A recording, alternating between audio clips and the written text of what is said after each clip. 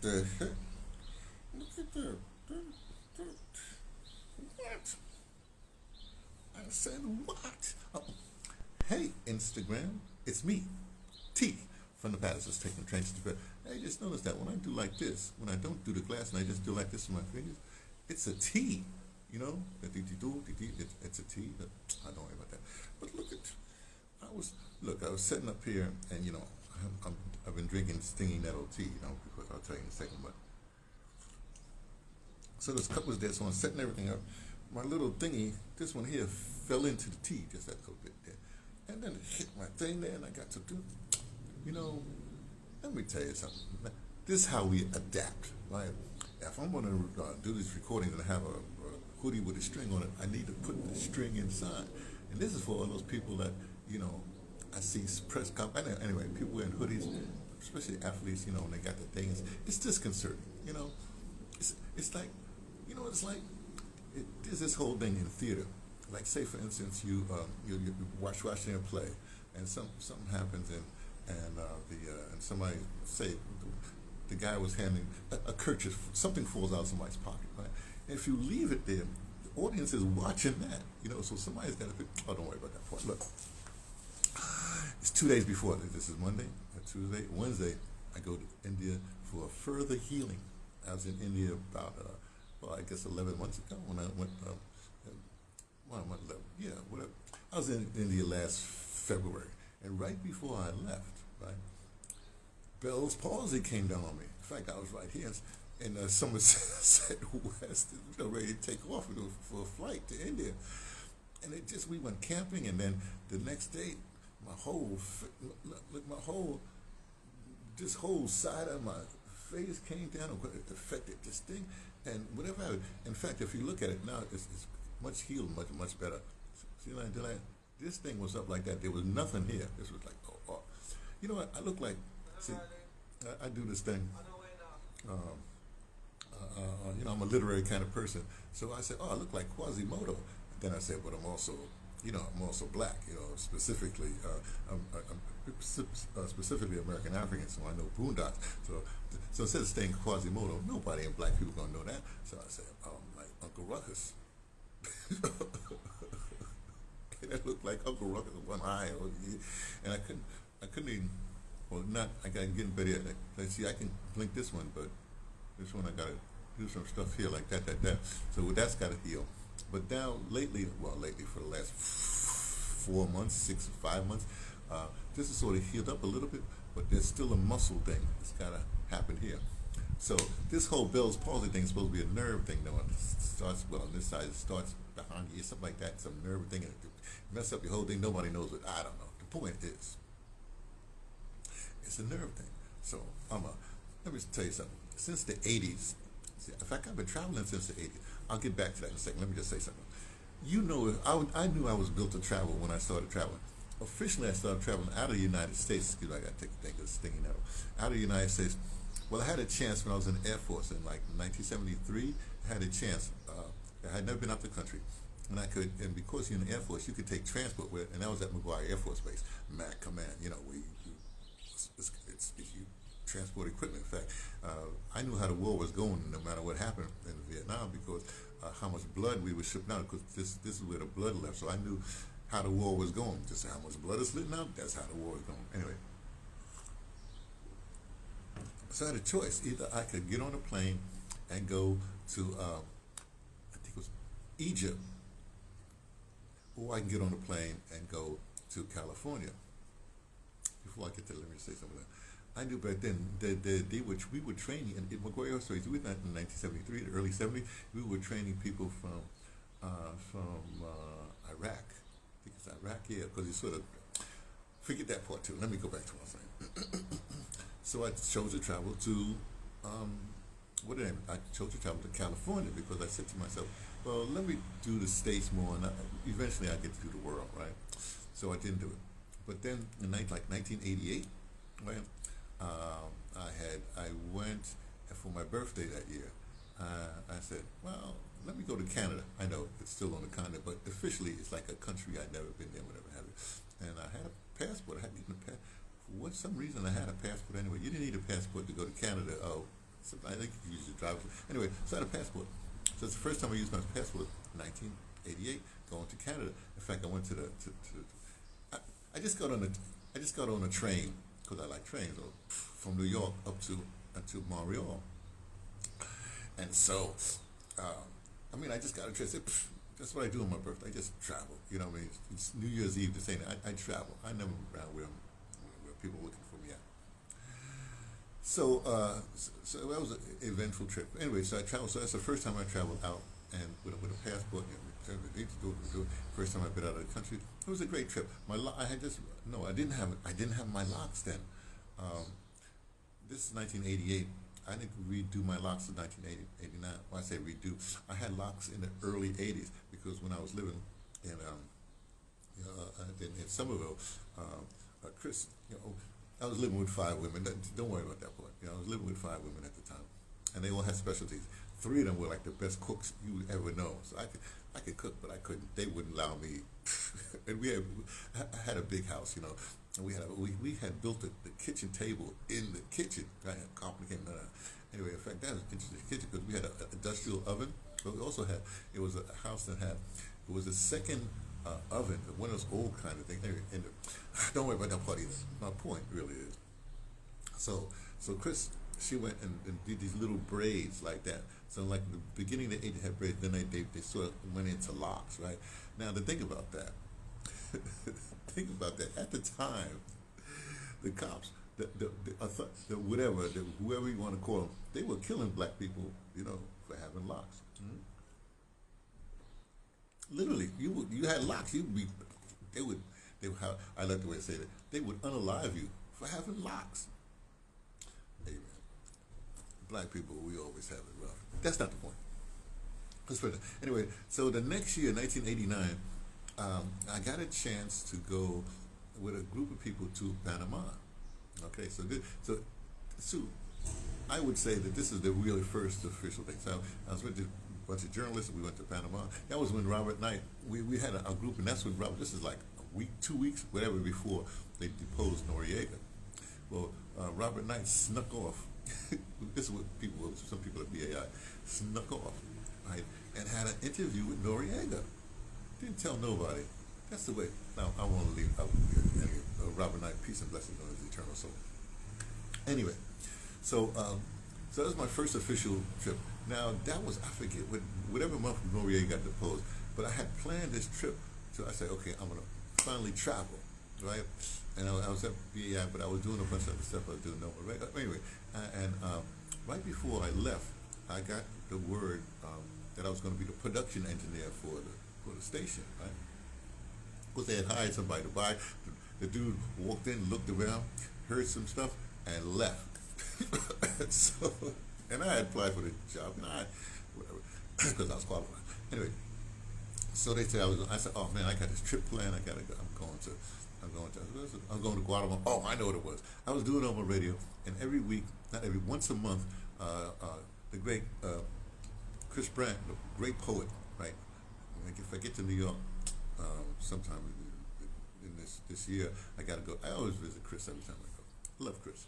Anyway, he would come by once a month, and he's a great poet, like I said, and we would do a poetry session, and we record the session, and we send it to Bluefields, Nicaragua, because we had at the time, I think the Lower East Side had a Sister Cities project with Nicaragua, at least with Bluefield. Somehow that radio station, a community station, we're a community station, so we would we'd make a cassette and send it down to them to air, right? Okay, so I'm thinking, I said, let me go visit Bluefields, Nicaragua. I'm going to be out. That's what I wanted to do. But there was a problem. I'm not going to go into it, but there was a problem because they had moved. You had to go to D.C. to get your passport and whatever have you, because I had to get my passport renewed. No, I wanted a visa. I had to get a visa, but I had to go send the thing to D.C. So I had the brilliant idea. At least I thought it was a brilliant idea. So okay, let me fly to Guatemala, because you can always go to Guatemala. I would just be there so I planned this thing like a 2-month trip. I'll go to the embassy in Guatemala for Nicaragua, and then I can go travel on to Nicaragua. Hey, it's a good idea, solid. I think it's a solid idea. Anyway, so I get that, and there's this whole big. This is when the Sandinistas was battling the Contra, the whole what's that? Oliver North, Ronald Reagan, whoever those criminals. Anyway, so so, so let me put it this way. My trip got, I couldn't get there, right? So that's the famous trip that I went to Guatemala, then I went to Belize, never been to Belize, and oh my goodness, talk about change your life. To this day, my favorite place on the planet is Barranco, Belize. Ain't been back, but it's Barranco, Belize. In fact, and living in Guatemala like that. In fact, um, man, I keep on, but don't worry about it. It's changed too, because when it's all black, then people come in and then it's not black anymore. I'll say they have the other influences. So the indigenous or whatever people, they sort of got that area now. This right here, I haven't been there, so I don't know. Okay, I'm gonna get to the story. I'm gonna get to what I'm saying. Don't worry about it. Just be patient. This is what we do. Okay, so I take this trip and I write a postcard. This is 1990. I write a postcard that, oh yeah, blah blah blah. I'm gonna be a little late because then I had this planned thing out there. That this is back like 1990. I had gotten back to the station because I took, instead of 2 months, I took 4 months. Right, I had gotten back to the station before the postcard got there. That's the way it used to be, right? So anyway, so that was my first time traveling. I mean, really traveling, because I went with that group there, but this is alone, right? So New Year's Eve of 1989 to 1990, that's not, and I like usually I always leave out. I visited my sister, and she said, "Oh, you're traveling," and I had a big backpack, and she gave me a little card thing. We had all kinds of things. This first time traveling. I mean, out like that. I knew it was gonna be away for a while. So she even had a thing where you hang the thing up in the jungle for the water, for the sun to get the hot water, all kinds of things with a big pack. So I'm rolling, my bag is packed, because my sister with a bag is packed. I got all kinds of stuff in the bag, big backpack. And like I said, a rolling cart with some other thing on. So we're in the middle of the night. This is because New Year's Eve, I was in the air. Anyway, doesn't matter. So we get to Guatemala City, from New York. From New York. But it was a stop in, I think, Florida, something like that. Anyway, I went to New York, and so I get there, and this now we're like arrived like 2 o'clock in the morning, something like that, and we're going through, I guess it's customs or whatever you go. Went to there, but not just the stamp was all right, but then you got to go through, looking through your bags and all that stuff. So I'm in line, so, and people they're going slow. They're checking people. They actually checked. It was pretty, but you had to wait.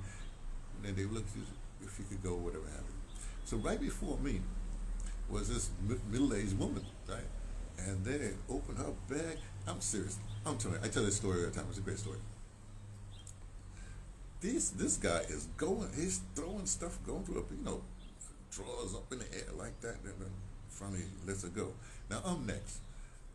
Now I have to tell you this. This is 1989. I had just, is it 87? No, a few months ago, I had just did my locks. I had locks, right? And they were, pretty whatever down there.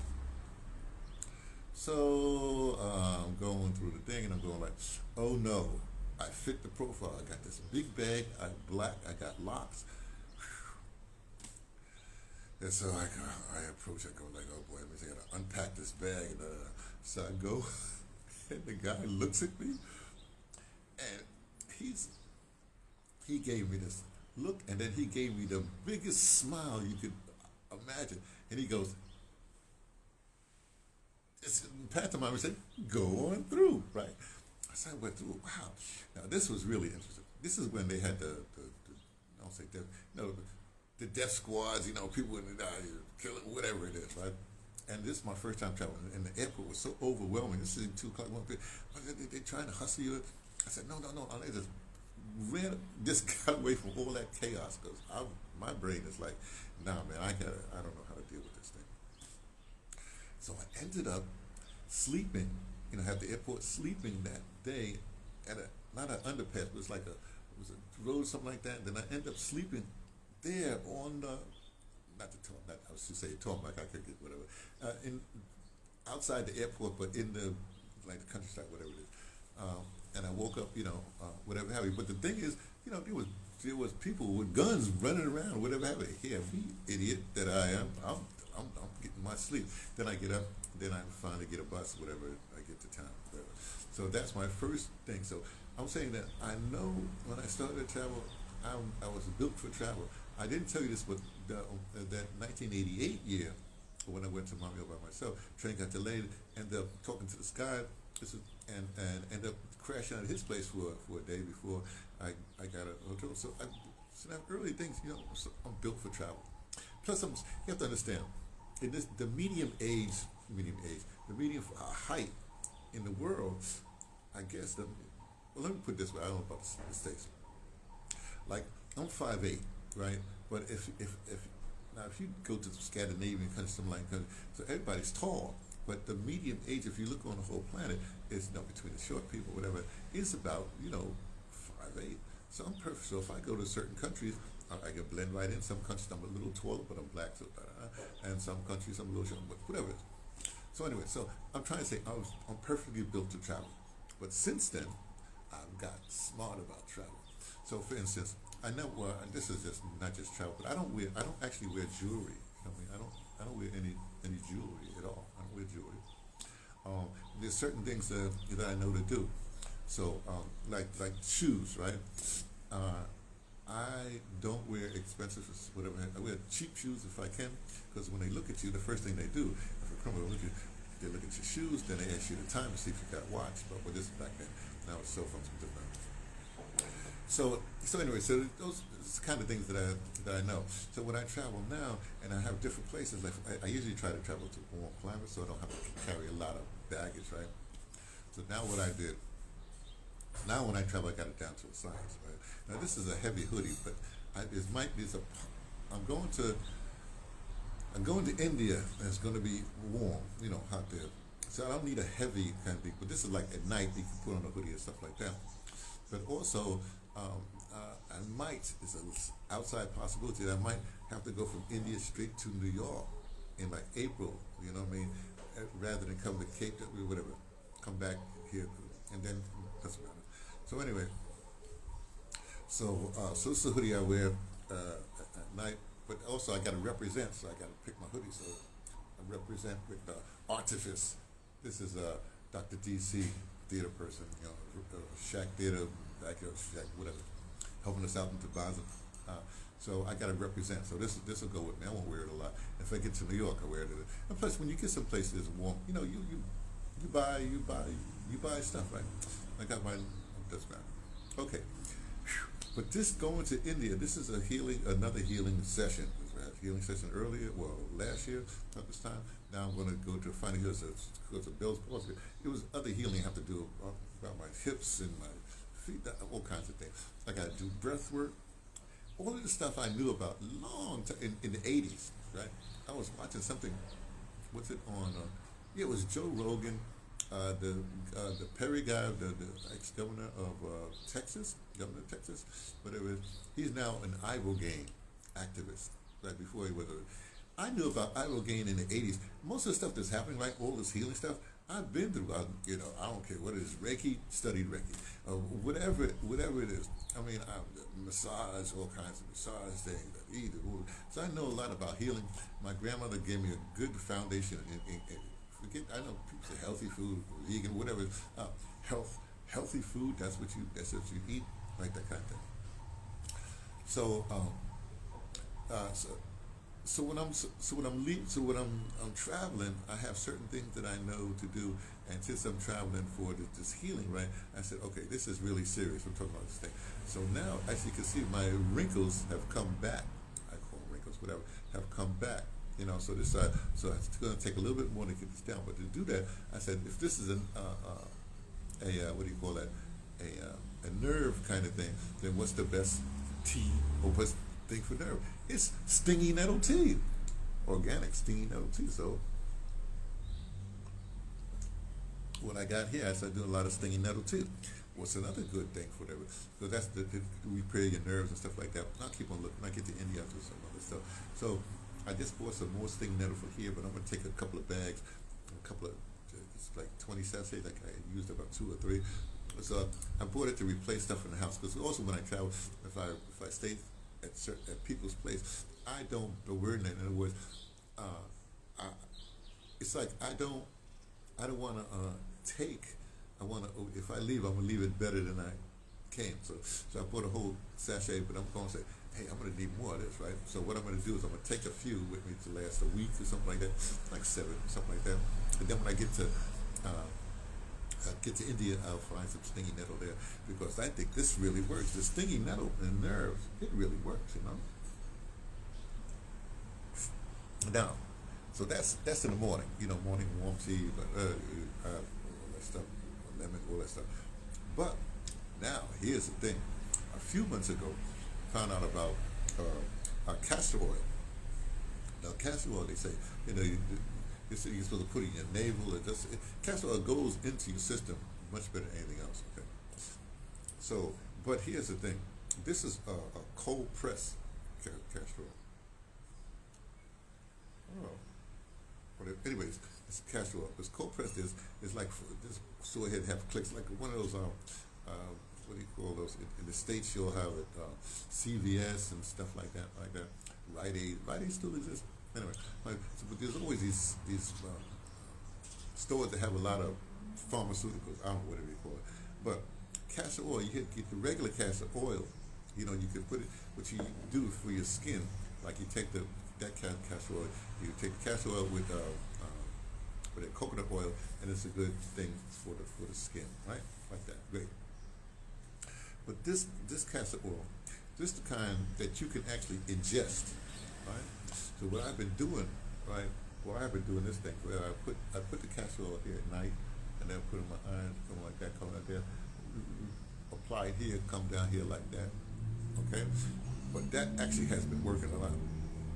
But this castor oil, because it's cold pressed, you can actually ingest it, right? So what I've been doing just in the last week, what I've been also doing after I do the, well, I'm not going to, well, I'll show you a little. You know, I put the thing here on like eyelids, come like that, come here to do that. Boy, that's really gotten better. Those things have gotten, man, it was smooth there, you know. Anyway, so that's, I get out like that, do the other eye like that. But now what I've been trying, I take a little bit, because what's happening, the thing is, this is getting better, but inside, I'm lucky my voice came back, but here, all this, because it's the muscle thing again, it's like, it feels like it's swollen or something like that inside. So even though I talk, I can hear my voice is all right.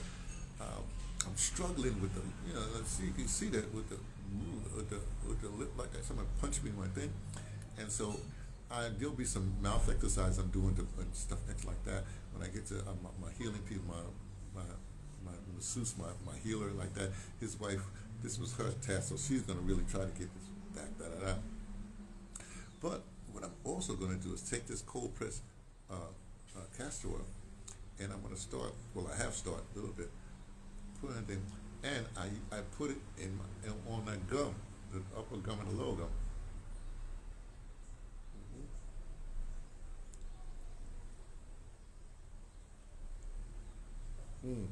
So I'm figuring that might do something. I mean, you know, maybe it'll. I always experiment myself, you know. I don't inspire anybody to do what I do because you'll be lost. Let's have an iron stomach, whatever it is. So that's it. So some of the tomorrow is not tomorrow. Yeah, tomorrow's selecting day, and then I leave in the afternoon.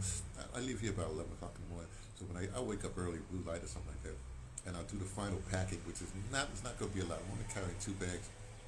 I lost a bag, man. I don't want to get this out right now. So on Wednesday I'll be ready to go, but I'm traveling very light. Anything that I really need, then I will get.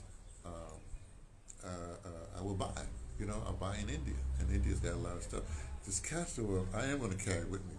I guess they'll let me carry it with me. I don't know. well, I do know. They always changing the rules of travel, so that'll be with me. But it's expensive, so I don't want to. Well, that'll be with me. I'll get the stingy nettle tea. I'll get that in India. So I'm ready. That's what I'm trying to say. Is I'm ready. I'm ready to go.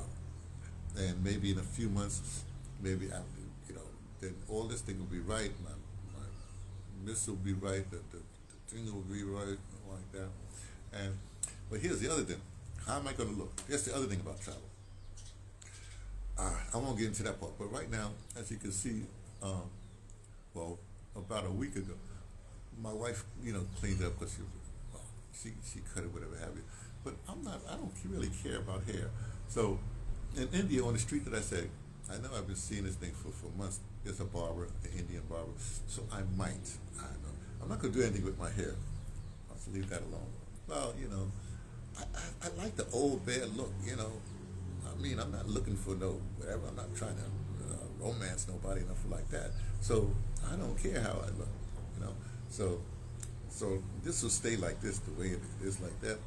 Oh, I know, maybe anyway. So, but you see, even here, so I might just go to the barber and just keep on shaping this up here, cut this down a little, cut this. I don't like, I don't do a lot of I don't do kissing anyway, but shape this up here. The nose hair is kind of interesting because the hair that goes like that with the nose hair is another filter when you get older. So you really shouldn't. I know you got the thing, you clip up the nose hair, and I have a thing for that, but I don't think I'll do that. I have to figure out what's going to go on. But I'm basically going to look like this, I think, and try to keep this down a little.